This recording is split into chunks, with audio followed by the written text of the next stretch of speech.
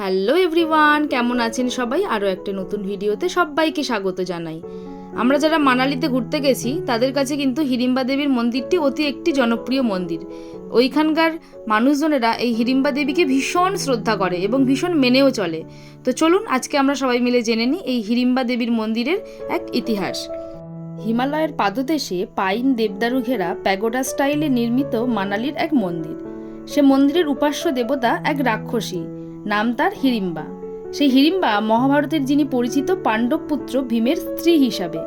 ইতিহাস তাকে রাক্ষসী বলে চিনলেও স্থানীয়দের কাছে তিনি মানালির মা হিড়িম্বা।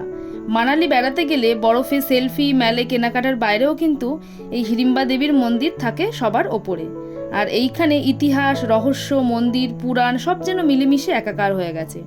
আর ভারতীয় মহাকাব্য মহাভারতের বর্ণনা অনুযায়ী পাণ্ডবরা তাদের নির্বাসনের সময় হিমাচলে যখন অবস্থান করছিলেন, মানালিতে হিড়িম্ব নামে এক শক্তিশালী ব্যক্তি, অর্থাৎ যিনি ছিলেন হিড়িম্বার ভাই, তিনি পাণ্ডবদের আক্রমণ করেন এবং পঞ্চপাণ্ডবদের মধ্যে যে সবচেয়ে শক্তিমান ভীম তাকে হত্যা করেন এবং পরে হিড়িম্বাকে বিয়ে করে নেয়।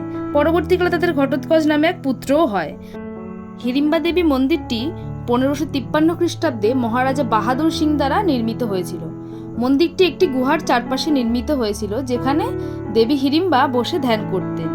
আর এই হিড়িম্বা দেবীর মন্দিরটি বনের উপরে অবস্থিত, কাঠের দরজা আর 24 মিটার লম্বা একটা শিখর বা চূড়াও রয়েছে। মন্দিরটা দেখতে অনেকটা ঠিক শঙ্কু আকৃতির মতন। মন্দিরের ভিতর রয়েছে বিরাট এক কালো রঙের পাথর।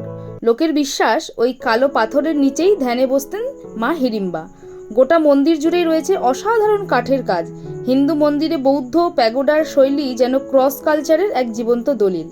গোটা মন্দির সাজানো রয়েছে বিভিন্ন পশুর শিং দিয়ে। রয়েছে এক বিশাল আয়তনের পায়ের ছাপ। স্থানীয়দের বিশ্বাস সেই পায়ের ছাপ নাকি স্বয়ং মা হিড়িম্বার।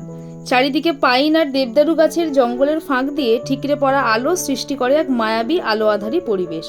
নবমীর দিন বা নবরাত্রির দিন যখন সারা দেশ দেবী দুর্গার পুজো বা আরাধনার ব্যস্ত থাকে, ঠিক সেই সময় মানালির লোকজন তারা দেবী হিড়িম্বার পুজো করে।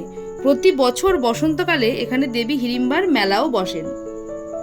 আর এই হিড়িম্বা মন্দির থেকে খানিকটা এগোলেই চোখে পড়বে আরও এক মন্দির, যা আকৃতিতে তুলনামূলক ছোট। সেটি হিড়িম্বা এবং ভীমের যে সন্তান ঘটোৎকচের মন্দির।